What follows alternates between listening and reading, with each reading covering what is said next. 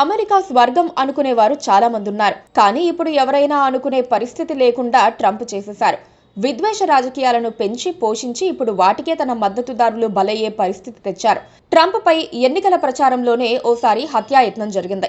తల కాస్త పక్కకు తిప్పబట్టి బతికిపోయారు, కానీ లేకపోతే ప్రాణానికి ప్రమాదమయ్యేది. ఖచ్చితంగా అదే తరహాలో ట్రంప్ స్నేహితుడు కిర్క్ ను దుండగులు కాల్చి చంపారు. వారినే ఎందుకు టార్గెట్ చేస్తున్నారంటే వారు పెంచి పోషించే విద్వేషం, మనసులో నింపుతోన్న విషమే కారణం. ట్రంప్ మార్క్ విద్వేష రాజకీయాలు ఎంత ప్రమాదకరమో కిర్క్ హత్య నిరూపిస్తోందని అమెరికా విశ్లేషణలు ప్రారంభమయ్యాయి. Charlie Kirk American comeback tour కు వ్యతిరేకంగా అమెరికాలోని వివిధ విశ్వవిద్యాలయాల్లో నిరసనలు జరిగాయి.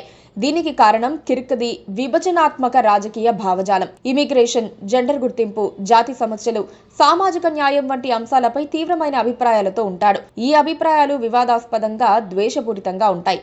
కిర్క్ గతంలో జాత్యాంతర వివాహాలు, ట్రాన్స్జెండర్ హక్కులు, బ్లాక్ లైవ్స్ మ్యాటర్ ఉద్యమం గురించి వివాదాస్పద వ్యాఖ్యలు చేశాడు.